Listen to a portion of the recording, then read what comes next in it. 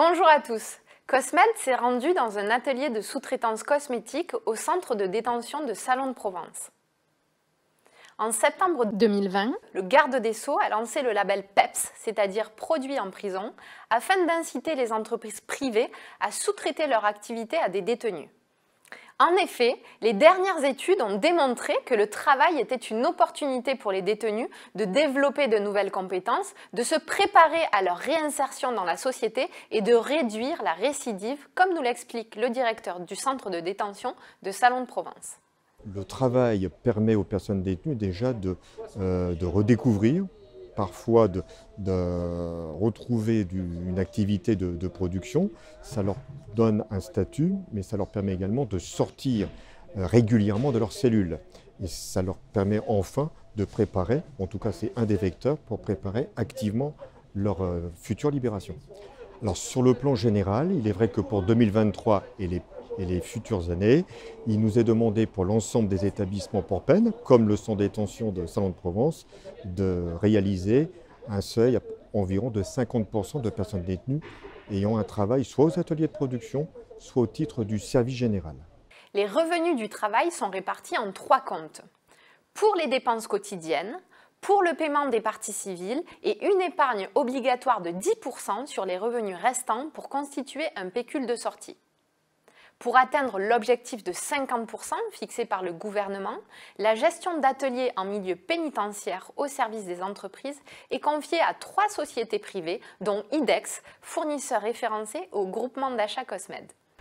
Alors aujourd'hui, on est présent sur 16 établissements. On est présent aujourd'hui sur Salon de Provence, qui est notre seul atelier sur le secteur cosmétique. On a investi sur du matériel, des remplisseuses, des sertisseuses, une cellophaneuse.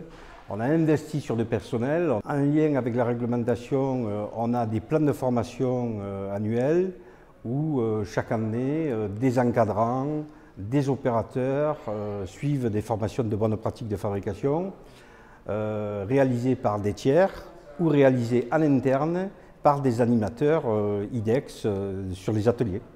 Mais concrètement en cosmétique, comment cela se traduit ? Pour notre filière, les 3 ateliers du centre de détention de Salon de Provence accomplissent des activités de remplissage et de conditionnement. Cette sous-traitance doit se faire dans un cadre strict de par l'environnement de travail et à ce titre oblige l'entreprise à une organisation logistique millimétrée. Une loi entrant en vigueur le 1er mai 2022 a introduit un contrat de travail encadrant l'emploi des détenus et fixant leur rémunération à 45% du SMIC. Si s'ajoutent à cette rémunération les frais de gestionnaire d'atelier, cela reste une prestation à faible coût. Une des grosses nouveautés pour l'opérateur, c'est depuis janvier 2023, le CEP, le contrat emploi pénitentiaire. Désormais, c'est un contrat qui se rapproche de façon de très près d'un contrat de droit commun. Et au regard de ça, le détenu est garanti d'un salaire horaire. Donc il y a l'abandon un peu de ces notions de payer l'opérateur à la tâche. Et ces cotisations sont étendues à l'accident de travail, la retraite. Aujourd'hui, c'est vraiment l'intérim qui est notre principal concurrent sur le marché main-d'œuvre qu'on propose. Spontanément, certains chefs d'entreprise sont frileux à l'idée de faire produire en prison, craignant les répercussions en termes d'image. Mais face aux réserves que pourraient émettre les consommateurs, dans d'autres secteurs, certains chefs d'entreprise le revendiquent comme action sociale bénéfique à la société et n'hésitent pas à le valoriser au titre de leur responsabilité sociétale.